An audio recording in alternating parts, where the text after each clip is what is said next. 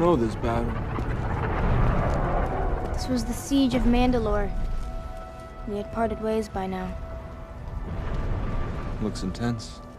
It was.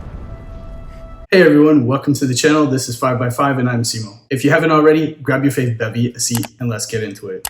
We're back talking about Ahsoka again. I wasn't going to do a video for this fifth episode, but it was just too much to resist. So here we are. There was a lot to unpack in the episode, so I'm not going to get into everything, but I have a theory and I wanted to share it. So obviously in episode 4, we leave off with Ahsoka and Anakin in what appears to be the world between worlds. And who is Anakin? Is he a Force ghost? Is he the real life Anakin who found his way into the world between worlds? Is he something else? So the 5th episode answered a lot of our questions. I feel like the groundwork was laid out a lot in previous episodes of Rebels and previous episodes of Clone Wars. We know a lot about how the Force works, and I know some content creators are kind of still in denial about things like midichlorians, and they really think they're going to get retconned and whatnot, but I think they're really here to stay, just not be focused on. I mean, it's all speculation at this point, but my take on what we saw is that Ahsoka did fall over the cliff, she did lose the fight, she was in the water.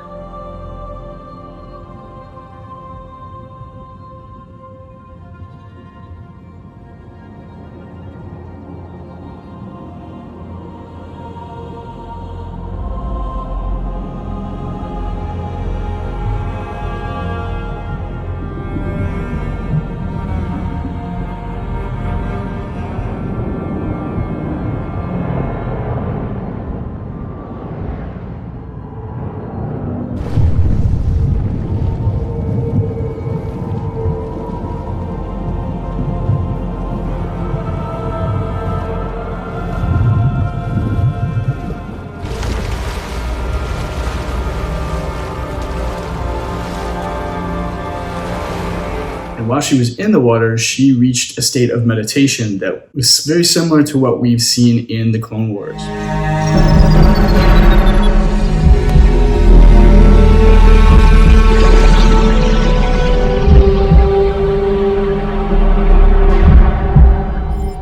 What are you doing? By reducing the flow of oxygen, the body will be forced into a deep meditative state. It will take him as close to death as possible. I don't like this. During that, she connected with the Force, and that's where she was. I think the world between worlds that we saw is either a manifestation of her subconscious, or she bridged right to the Force. I believe the world between worlds is, like I tried to explain in the last video, how our conscious minds perceive the Force in a physical form. This is what it looks like to our conscious minds. But the Force itself is the bridge. It is the connection. It is like the nexus, the gateway. And that's what we saw. So it kind of makes sense that it would look like that. And the Anakin that we saw, well, I don't actually believe that was Anakin. Well, I mean, it still could be. This is all totally speculation. But I believe we've just met the personification of the Force itself, the cosmic Force, the living Force, and the cosmic Force are connected. One feeds into the other. How are you here? I am a manifestation of the Force. A force that consists of two parts. Living beings generate the living Force, which in turn powers the wellspring that is the cosmic Force. All energy from the living Force, from all things that have ever lived, feeds into the cosmic Force, binding everything and communicating to us through the midichlorians. Because of this, I can speak to you now. See the future. You can. I exist where there is no future or past. I think we've just met the cosmic Force. There's been a multitude of episodes of Clone Wars and Rebels and points in canon that refer to the Force as being able to give directives and having a will of its own. Qui-Gon explains to Yoda in Clone Wars that he was tasked to learn how to manifest himself through the Force. That's why he came to Yoda. And then Yoda, of course, learned the technique as well. There is always hope, my friend, though it often comes in forms not looked for. The key is knowing how to see it and seizing that opportunity. I have been tasked with guiding you forward.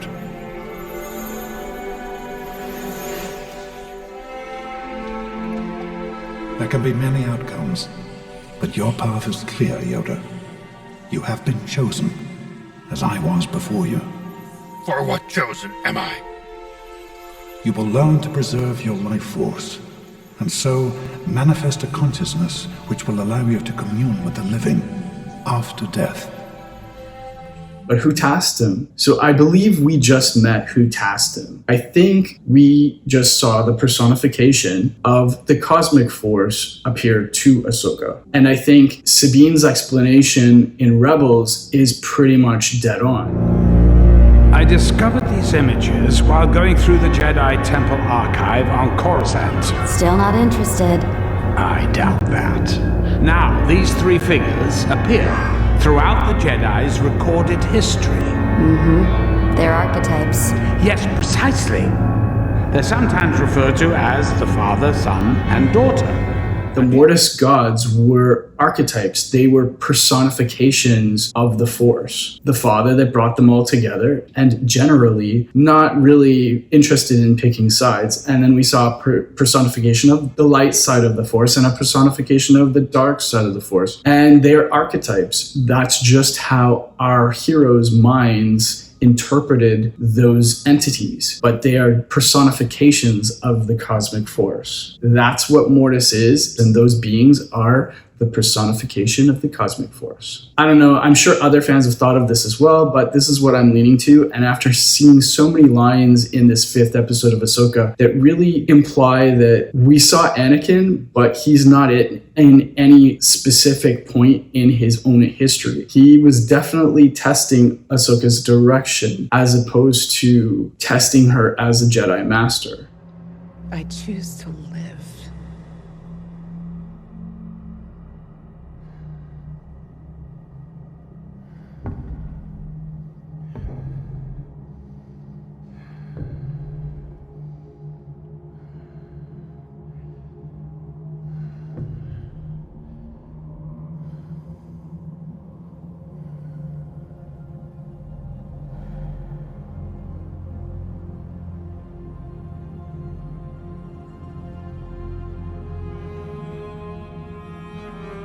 There's hope for you yet.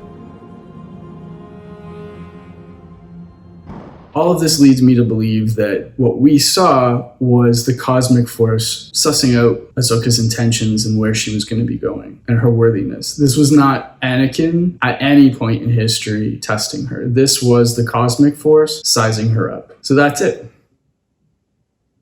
That's my theory, and I'm sticking to it. If you're convinced, great. If you're not, what can I do? It's just a fun theory.